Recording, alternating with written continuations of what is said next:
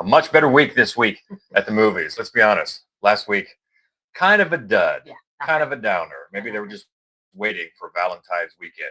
Well, it's here now, and we've got some goodies, on the big screen and for streaming as well. So let's hit it. First up in theaters, a passionate and tumultuous love story set against the backdrop of the Yorkshire Moors, exploring the intense and destructive relationship between Heathcliff and Catherine. It's Wuthering Heights. I didn't even say. She is Hope Madden. He's George Wolf. We are from MaddWolf.com.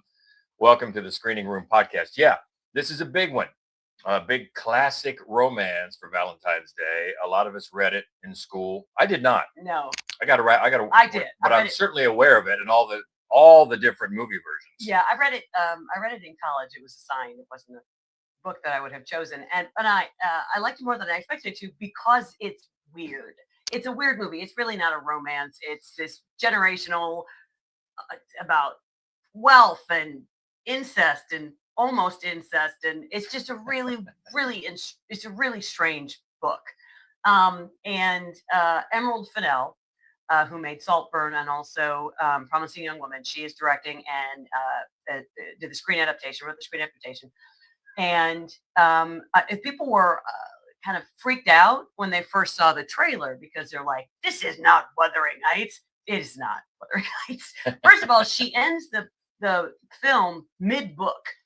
Which is a fascinating choice and not a bad one because that's where the romance ends. So she tells the story of the romance of Heathcliff and Kathy, and Jake Elordi plays Heathcliff, and Margot Robbie plays Kathy. Jacob Elordi he just sort of, he broods and is handsome, and he does it fine. He just longs for Kathy, and that's really what the storyline calls for. Margot Robbie is really, really good because she gives this character so much character, because this is just a spoiled, feral, innocent, who, because of that, also can be quite cruel and incredibly selfish, as a child would be. Anyway, she does a really great job. She does a great job. And Fennell gives the nanny part of it to Hong Chow and gives her a much more interesting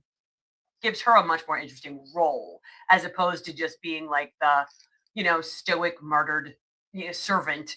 She has some teeth in this. And of course, Hong Chow is amazing. Fennell's take on the book is very smart. She streamlines the characters in ways that are quite wise and keeps it from being so convoluted and hard to follow. But at the same time, hornies it up quite a bit. And the direction that she takes Isabella and Heathcliff is nuts. Like, oh, I see. Yeah, Isabella is quite a different character in this movie. And it works, because again, if you want to see a traditional version of Wuthering Heights, there are plenty. There are plenty of really good ones to watch. Ralph Fiennes made a very romantic one. Go back to Laurence Olivier if you want to. Right, that's right. Tom Hardy has one with his wife. How romantic is that? But this is not what that is. It's essentially fan fiction. It's like if an incredibly smart 17-year-old girl rewrote this to be the story that she wanted it to be. That is kind of what this is. Yeah, but when you come into it, even as an outsider, like I was to the book, the fact that Emerald Fennell and that we have two films to go by, I was immediately all right then. We're going to get something that is going to be different from the classic one. That's going to be changed up like that. I expected nothing less, to be honest with you. Yeah. And that's a good thing. Yes, that's a good thing. It really is. Especially the way that it looks. It's gorgeous. Just like Saltburn. It's so gorgeous. And the same way that she sort of in Saltburn, she treats the decadence of it in a way that is both really sumptuous and beautiful, and also a little bit distasteful. Like, wow, this is, and I mean, it's just the set design, the costume design, the framing, the cinematography. It's so gorgeous. It's so perfect for the story. And again, the performances are really, really good. So when I call it fan fiction, I don't mean that as a slam. She has the talent, and her cast has the talent to pull this off and make it like a very swoony, solid Valentine's Day movie. Yeah, well, by saying that, I think can tip people off that you're not coming to this for a faithful adaptation like we've seen all those other times, because like you said, well, we've seen those. Let's do something else. Well, let's be honest. None of them are that faithful because, for one thing, it's a really long book. Another reason to cut it midway. Yeah. And then that's the thing. The second half of the book it's so strange, and a lot of times you have to like pull out a family tree. Who had what baby and who's related to whom? You know, it's kind of like Wicked. Stick to the first part. The first part is the first part is better. That's really true. So anyway, you know, I got no complaints. I don't have any complaints. Well, I think if you were a fan, even if you didn't see, say, Promising Young Woman, right? If you saw Saltburn and was a fan of that type of filmmaking, then you'll have an inkling as to what to expect with this one. And if you come in looking for that, I don't think you'll be satisfied. Yeah, because that's what you'll get. And some great performances too. So Hong Chow, you're right. Always great. Oh, she's so good. Yeah, and it's great to give her something with more teeth, a character with more teeth than something like we've seen in the past, because then she'd be wasted. She would have been wasted, in the Nellie character. But this is one, as I said before, I'm always terrible at picking what's going to be a hit. This is a huge hit. Okay. Do you think it's going to be like a first week, and then I want to see the word of mouth, because I know he's got a lot of fans. What? She's got a lot of fans. But I'm really interested in if people are satisfied, if they get what they're coming for. That's what's going to be interesting to me. Yeah, I don't know. I actually think our next one is going to be more of a good word of mouth. Yes, I don't blame you. Let's move on. Next on the big screen, an elusive thief eyeing his final score encounters a disillusioned insurance broker at her own crossroads. As their paths intertwine, a relentless detective trails them, hoping to thwart the multi-million-dollar heist they are planning. It's Crime 101. I love the word thwart. Thwart. Thwart. Yeah, this is one that we weren't excited about for a number of reasons. Number one, that title, I don't love it. Yeah. Pretty generic. 2 hours and 20 minutes run time. Okay. And a February release. Yes, so if you just knew those three things, but then you look at the cast, very good. I mean, even down in a small role, we'll get to that. Yeah. But the filmmaker, Bart Layton. Yeah. Now, since moving away from TV, this is his third feature. All three have been involved with delving into the psyche behind audacious crimes. If you go back to The Imposter. So great. That's a jaw on the floor movie. It was for us. Yeah, it was. It's a documentary. And that even makes it more jaw-dropping. Oh, it's so great. Then he moved on to American Animals. Very, very fun too. Yeah. So now he's got another, this is based on a novella and he adapts it. And it's just a pretty basic crime story. You're going to see a lot of familiar crime thriller tropes, but just like everything else, it comes down to how well do you do them.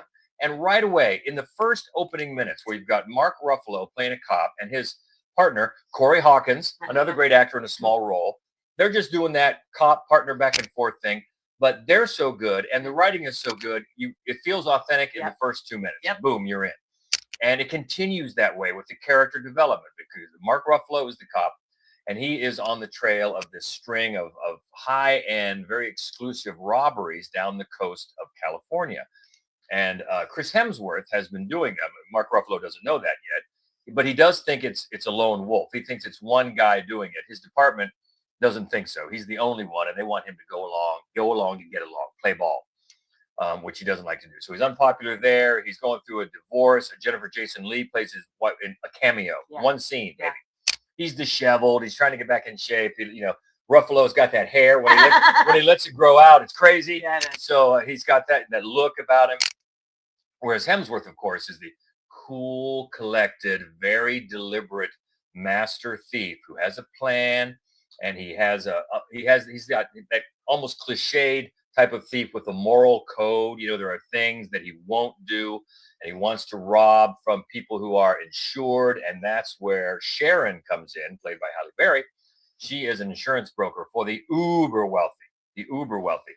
And you get to know them through the script and the performances really well. It's so character driven. They're not connected yet. This whole movie slowly gets them closer and closer to intersecting with this crime investigation.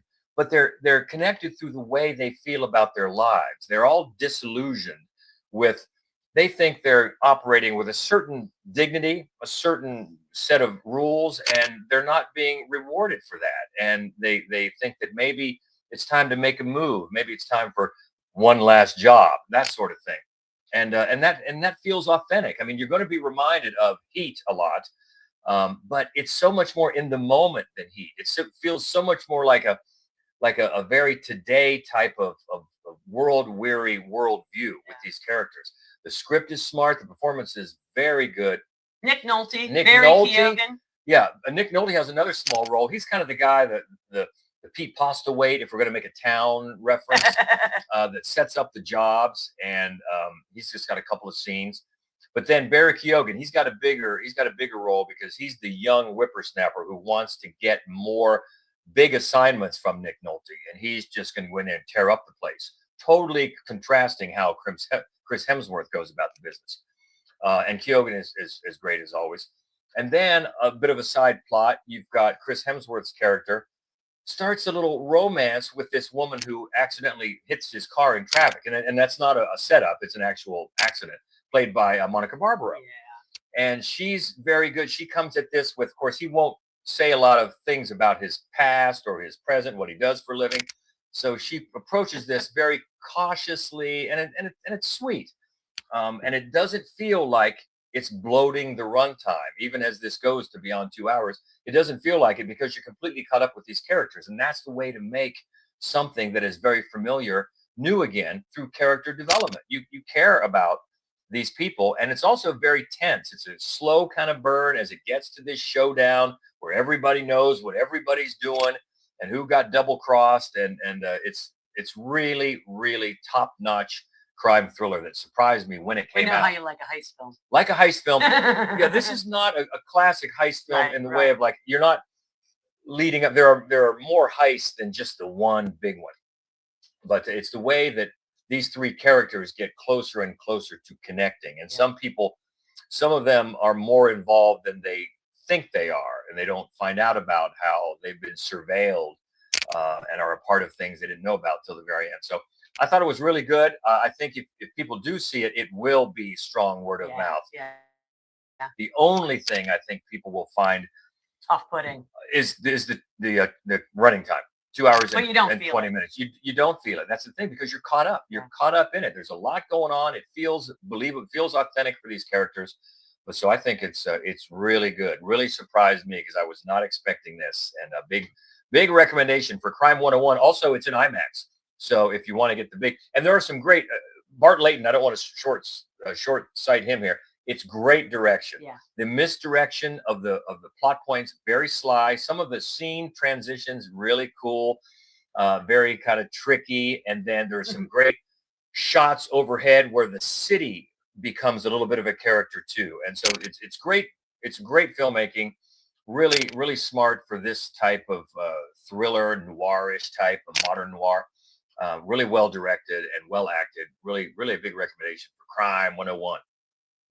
Next up, a man from the future arrives at a diner in Los Angeles where he must recruit the precise combination of disgruntled patrons to join him on a one-night quest to save the world from the terminal threat of a rogue artificial intelligence. Good luck, have fun, don't die. It's funny, when you first put up a quick reaction video about this, we had a comment on Instagram where they said, "I'm trying to get my wife to be in on this and go with me. How should I convince her?" And Sam Rockwell. Who doesn't like Sam Rockwell? I think everybody likes Sam Rockwell. And if he's a draw here. Why not? I know. And he's super fun in this movie. And it's the return of Gore Verbinski, who has not made a feature since the ill-conceived something of wellness. The Cure for Wellness. Cure for Wellness. We did not like that. We've liked a lot of his other movies, Rango, The Ring, and of course, Pirates of the Caribbean. So he's back, and it's a time loop film, right? So Sam Rockwell is from the future, and he shows up. It looks like he's been living on the streets for years on end, and he shows up and he's got a bomb strapped to his chest, and he shows up at this diner, and what he has to do is find he knows that in this diner is the right combination of people to help him save the future. They have to get to this one point where they stop this little boy from creating a specific type of AI. So right there, what you've got, and I'm not the first person to say that. Of course. You've got Terminator and Groundhog Day together. Okay. And you know what? That is kind of what you have. Like, it's silly, funny, and sci-fi at the same time. And it's just, then every so often the movie will stop and give you a flashback to a couple of the characters that are going to go on this journey with Sam Rockwell, and those are all really fascinating too. He's great, as I said. It's a really good cast. Haley Lou Richardson, Zazie Beetz, Michael Pena, and Juno Temple. Strong. And and they go out on this adventure, and it's very weird. There's actually quite a bit of bloodshed. There's a lot of really gallows humor. There's a lot of really sort of brightly colored, kind of sparkly confetti sort of scenes as well. And it's fun because every time they leave one place, it's like they have to get to. It's almost like playing a video game. It's not based on a video game. It would be a fun video game because then he's like, it's like a quest. We have to get from here to there. And he never knows because sometimes everybody dies before they get there, and then he has to start the whole thing over. Yeah, and that way it's like Edge of Tomorrow. Yeah, you get so far, almost there. Oh, we got to start all over again. Yeah, but it's a lot of fun, and it keeps you invested. The performance, all of the performances are great. It's a very fresh film and just a ton of fun. And of course, Rockwell is great. Yeah, and it's the type of film that if you just describe the character, he might be the first actor that comes to mind. Oh yeah. Oh yeah, that's Sam Rockwell all the way. Who else are you gonna get? And the writer Matthew Robinson, but Gore Verbinski, and a time travel movie is always interesting. It's like Heist. I mean, it's always interesting to me how they play it. Yeah. And playing it this way, I think is great. And I think this is another one that if people are even halfway interested, they're going to be satisfied. There's going to be good word of mouth for the people that do see it. It is a funny thing that everything that came out last week was terrible. I know. And then this week is just crammed full of great options. Like, can you spread out the wealth a little bit? Did we have anything last week? Last week was a dud. But already three for three this week. So let's see if we can keep that streak going. An animated film next. A small goat with big dreams gets a once-in-a-lifetime shot to join the pros and play Roarball, a high-intensity co-ed full-contact sport dominated by the fastest, fiercest animals in the world. It's GOAT. Roarball, that's Regional Organized Animal Roarball. And it's a lot like basketball if basketball was played by gigantic animals on a shape-shifting court. So if that puts your head in space. This is based on a book, adapted from a book called Funky Dunks. And the producer and one of the voices is Steph Curry, NBA legend Steph Curry. We're Cleveland Cavaliers fans. So we don't care for Steph he seems like a good guy, but we've had enough of Steph Curry, except for that 1 year. This is a good one for the kids.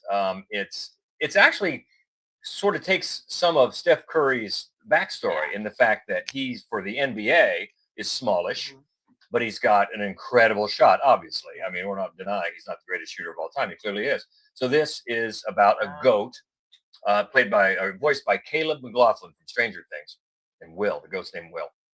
And he's small, especially compared to the gigantic animals that are playing Roarball, but he's got a killer outside shot, and some of his footage goes viral, and it's seen by the team owner of his hometown Thorns, the Roarball team, featuring his favorite player, Jet Fillmore, voiced by Gabrielle Union. And so the owner gives him a shot. That's what we need. Well, the whole league, the coach, voiced by Patton Oswalt, nobody thinks it's just a stunt. We're not going to give him any playing time. So he's got to find a way to make his mark and help the team overcome their arch rival, a horse with a real committed grooming routine. And the horse is named Main Attraction, voiced by Aaron Pierre, with a great, that he's got that great voice. And so it's fun. It's very surface level. This is for the younger kids who like basketball and all things pop culture. It's got that zesty look, sort of on par with the Spider-Verse, not quite to that level, but it's kind of got that look. And I think any parents and grandparents that go, you're going to get there's a couple solid laugh out louds, I think, and the rest of it is just some amusing smiles, and the voice cast is deep. I know I'm forgetting about some people. that are in it, but it's got some good voices. All the Nick Kroll is one, and Nicola Coughlan from Dairy Girls, Sherry Cola. I mean, Jennifer Hudson, David Harbour. Yeah, so it's stacked with voice talent. It's not a Hall of Famer, but it's a scrappy gamer. Of the parlance. Look at you with your sports metaphors. But I think the kids will like it, and it's not going to be a wasted time for the parents or the grandparents. So that's Goat, and that is animated on the big screen now. A new horror film on the big screen. It follows Rebecca Owens, a mortuary science graduate who takes a night job at Riverfield's Mortuary. What begins as a routine job soon turns sinister as she faces terrifying supernatural forces. The Mortuary Assistant. Just the word mortuary is kind of creepy. The word, and then the thing that it conjures up, the ideas that it conjures up is creepy. That poster was creepy. And we didn't even know, because as we've said before, we are not gamers. We did not even know this was a video game. But after watching this movie, I bet it's a cool video game. I bet it is a cool video. I bet it is. Yeah. And we should say this is directed by our friend, Jeremiah Kipp. That's right. And you know what? If you haven't seen Slapface, is a Jeremiah Kipp movie that I think is still on Shutter. It is just wonderful. So anyway, let's get to this one. It can't help. I mean, it's just a low bar to clear, but Return to Silent Hill from a couple of weeks ago was the epitome of everything that's bad about trying to make a film out of a video game. And what I think Kip does with Mortuary Assistant is everything that's good, like everything that you can do based on a video game. And I think one of the things that from the opening scene, really, for me. Oh yeah. One of the blessings, I think, is that the game is not a shooter, right? It's like a puzzle. Like it's thought provoking, and you have to figure out the puzzle to get to the next level and survive the night in the mortuary. And Willa Holland plays the mortuary assistant, and it's a really strong performance because she doesn't have a great deal to work with. I mean, she's almost always alone. It's not one of those characters that like talks to themselves or has like a tick or anything like that. I mean, she's just really got to carry the whole film physically and with what she can convey with her, with her face and with her body. And she does a great job. I love the way this film is shot. And like you said, from the very opening, very opening, the mortician is there and she's trying to pass her solo autopsy so that he can take off and then she can just sort of take over and be there by herself. And it's shot so well, the minutia, right? Of as if it's very clinical, as if there's nothing horrifying about what we're watching. And even like you can see like the goose flesh on the cadaver's skin as she lifts it up to like suction underneath. It's so much close up. Oh yeah. With these, especially like around the mouth. Oh yeah. And just really creepy things. And she's snipping these wires. You're like, do they have to wire a cadaver's mouth shut? And then you're like, what do they think it's going to do with its mouth? It's a great setup for a movie that is a ton of fun. Yeah, and then she does a good job too, being eager because she's just going to get her past this, and then she's going to be on her own, and she's not expecting to work nights. In fact, her supervisor tells her, "You're not going to have to worry about this." But then she's called in, and of course she's eager. Yeah. She's going, "Oh yes, you can count on me." And everybody's been in that position with a new job, so you're immediately on her side, right? And she becomes our eyes and ears into this when she tries to survive the night and finds out what is going on. Yeah, it's this weird demon possession, kind of a riddle, figure out, bind to the demon. Mm-hmm. It's a fun mystery to keep trying to solve. And I think that it's shot in a really, this great use of space when you're inside the mortuary to keep you just sort of discombobulated and at the same time feel trapped a bit. The movie looks really good. And I do think that Tracy Beebe adapted the video game for the film and does a great job of enlisting some backstory to give Rebecca a full-fledged character. And in doing that, they sort of introduced the themes of addiction as sort of a parallel storyline to this that I think really worked quite well to give the film sort of a more solid footing. And then her backstory involves her father, it was played by John Adams, who was a great choice to play a dad, especially if the dad is going to turn into like your nightmare at the same time, because he kind of does that range quite well. So. Also, it's got a bit of that, and you know this. One of the things that scares me the most is situations where you're either held against your will because people think you're crazy or people don't believe things that you're saying. And of course, she's got this addiction backstory. So people, all right, no, you've been using again. And that sort of stuff, that's just me. That's the part of it that made me just get, you know, I hate that. It really works well on me. And then it also reminded me a little bit of the Autopsy of Jane Doe, which is a good thing to remind you of. But not totally, not like it's copying it or anything, but it's got a similar feel with the autopsies and things. But yeah, coming from and the demon is super creepy. The demon is creepy. And they don't overuse it. So it's always like, where's he at? Like, what's going on? Where's he at? He's very creepy. Yeah. And then shots of maybe if it's not the demon, just early on where a cadaver is supposed to be dead, but moves a little bit. Yeah. You know? That's one of the best parts of the very first autopsy when you don't know what's going on is you're not sure why he keeps staring at the cadaver's toes. Like he keeps looking down at the cadaver's toes. You're like, well, that's not a good sign. Yeah. It's just, it's a really fun movie. It's very well directed. And it is one of the best video game adaptations that I've seen. Yeah. I'm hoping that the game people also feel the same way. Right. We don't know about that, but I think it can satisfy both camps. Yeah. So yeah, that one's a lot of fun. And that is in theaters. And now it's The Mortuary Assistant. Enjoy.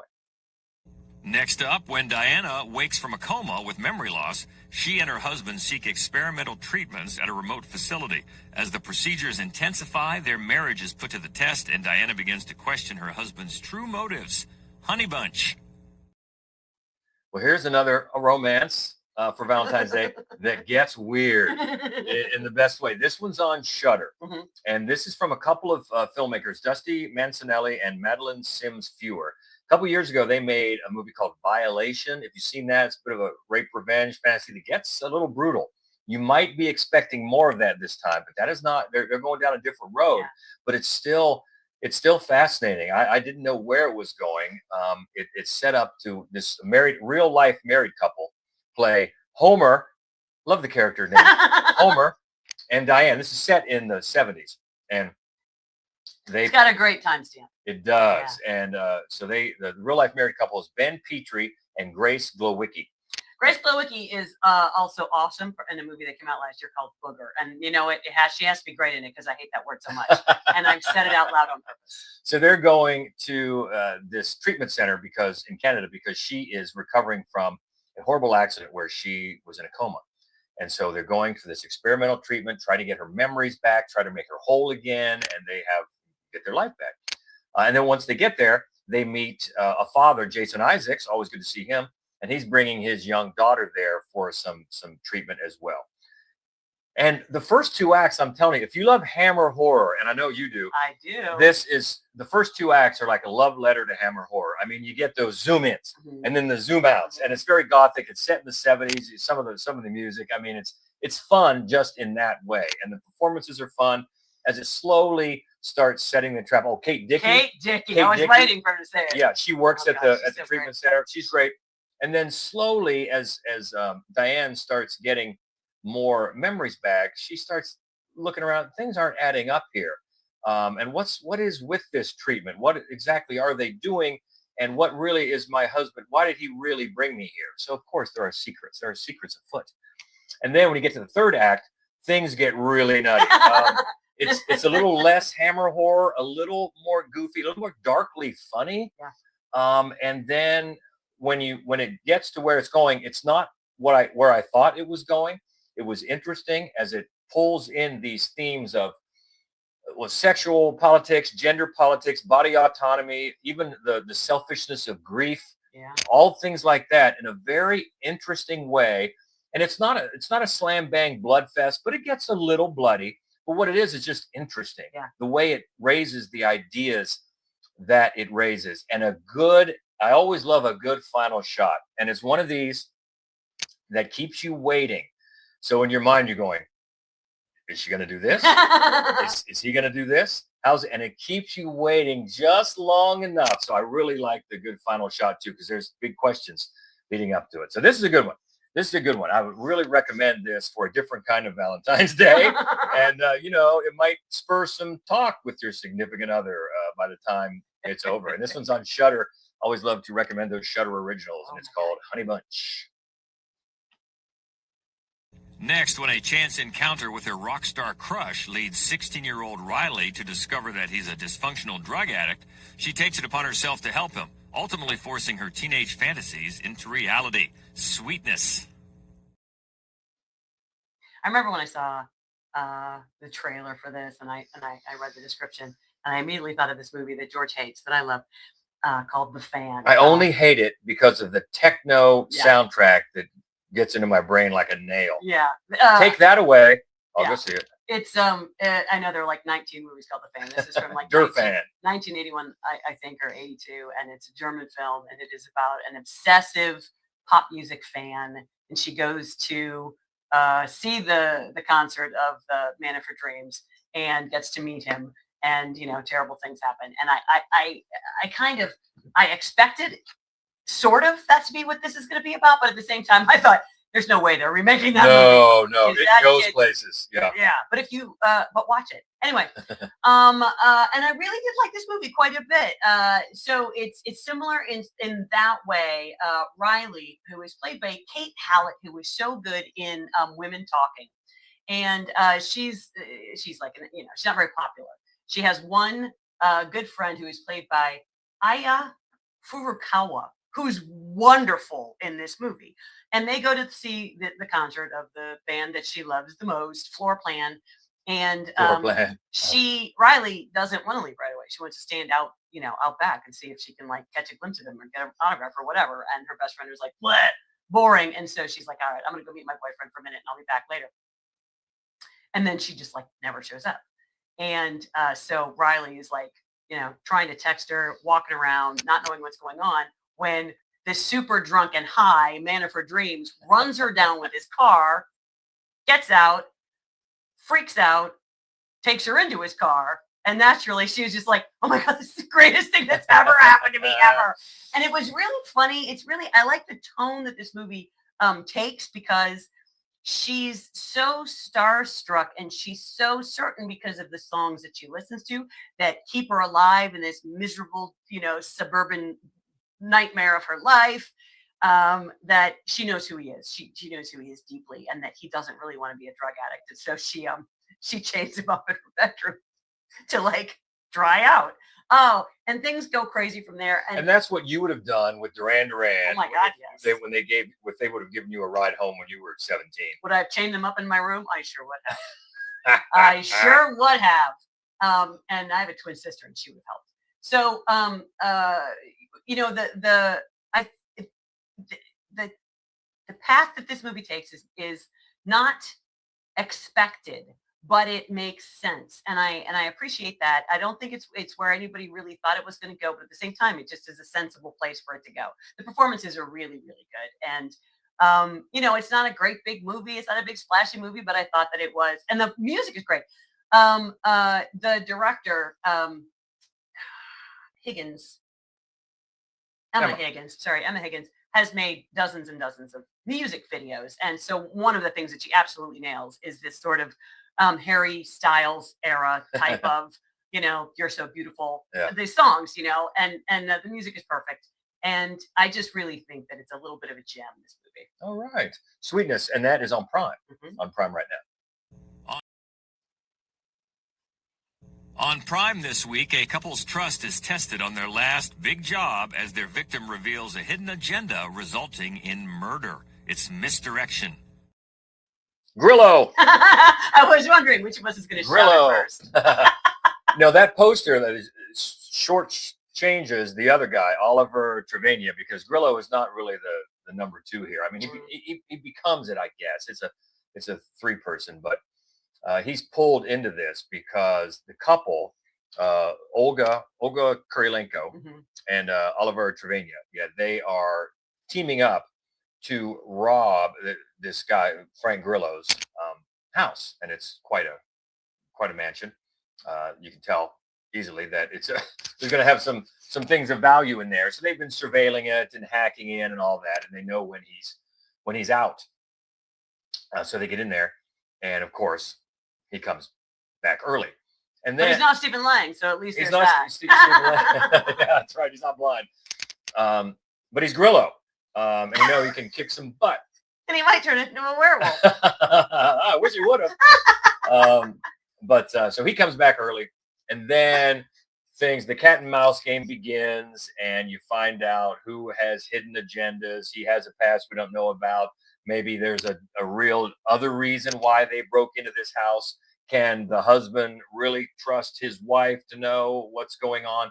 And so the rest of the movie really takes place, almost all of it, in this house, in this cat and mouse game. Once he comes back, and they try to get out without him noticing, but then he does notice. So that's the movie, and it's directed by Kevin Lewis, who just did Pig Hill, which we like, yeah, and he did Willy's Wonderland. That's right.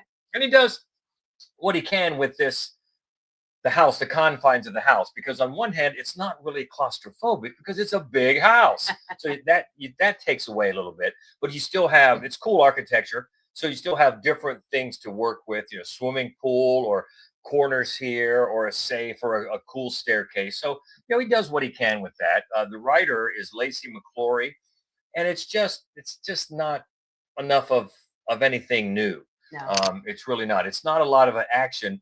That's what I thought when you said, "Hey, Frank Grillo's got a new one." Okay, because I'm a fan of his dumb action movies. What? Some are smarter than others, and this one is pretty standard. I mean, he's basically what Frank Grillo does. Olga Kurylenko is not great, so it's fine if you like these streaming thrillers. I think it's an hour and 20 minutes. Boom, boom.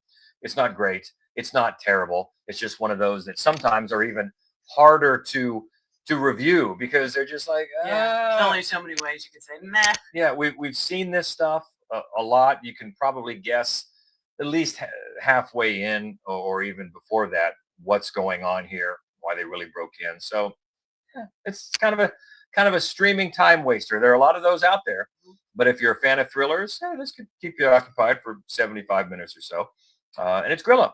So it's a Misdirection, which is now streaming. So looking ahead to next week, it's another down week, isn't it? We had the dud week last week. Now we have this busy week, and we don't have any. And we do have one that we're looking forward to a lot. But We'll get to that in a minute. Okay. So, but we start with the How to Make a Killing, which is the new one from Glenn Powell. Glenn Powell. Thank you. Also, I've been hearing a lot about Pillion. Oh yeah, really looking forward to that. Actually, really looking forward to that one. And Psycho Killer, which is piqued my interest. And then the one we're really looking forward to. It's really three. The Oscar-nominated short films. Yep. I love so much that they've started to roll these out in 3 different programs. You can go see the live action, the animated, and the documentaries. Yeah. Now, and in the case you're thinking, well, is it long enough? Because there's only 5 nominated films. This happens a lot with the animated because 5 together don't make up a feature film. Sometimes, if that happens, they throw in some others that were almost nominated. Yeah. So you get a full feature film. And I just started watching the live actions last night. So good. I mean, I really look forward to these, that they've started to make them available out on the multiplexes because it just gives them a chance to be seen. And I know some of them, as The Singers, is on Netflix. You can find it on Netflix right now. The Singers is wonderful too. That was great. So yeah, look these up, and that way when they get to the category of the Oscars. Oh, I've seen these. That's right. You can fill your ballot out properly. Although this is probably the worst category. When I try to pick the short films, I sort of go with the ones I like the best, and I'm never right. I'm never right. No, neither. No. But hey, highly recommend these, and we'll talk about them more next week. Also, an Oscar nominee is out next week called Kukuho. And The Last Sacrifice, which I watched, and I'm working on the review now. It's a documentary for Shudder that I very much. I am its intended audience, so I liked it. One called Ghost Train. Diabolic. It's tough because there's no L at the end, so I'm not sure. I guess Diabolic. Yeah, because you don't want to say Diabolique because that immediately makes you think of the one called The Dreadful, and one called This Is Not a Test. Are any of these starring Frank Grillo? No, not a one. Not a one. Come on, Frank. You're not busy enough. All right, so that is all next week, but a lot to talk about this week. A lot of good stuff too. Wuthering Heights. Oh, Wuthering Heights, Crime 101. Good Luck, Have Fun, Don't Die, Sam Rockwell. A lot to talk about. Yeah. So you can always find us on the socials, MaddWolf Columbus. That's the easiest way. The main website is MaddWolf.com, and right here on YouTube. Love you for give us a follow. We not only do this every week, we do the short film videos when we come out of the theater or see it at home, and also we have another podcast called Fright Club. And speaking of, we were talking a little bit about one of the movies this week, The Mortuary Assistant. The director, Jeremiah Kipp, is going to join us. That's right, he is. He absolutely is. And we're going to go do a Fright Club live tonight. We record the podcast in front of a live studio. So bunch of fun stuff coming. Loads. Keep in touch. Be well. Enjoy your Valentine's Day. Yeah. Make it weird. Like these movies. Make it weird. Or don't. Whatever you're into. So keep in touch. Have a good week. And until next time, she is Hope Madden. He's George Wolf. And this is the Screening Room Podcast. See ya. I do wish we could chat longer, but I'm having an old friend for dinner. Bye.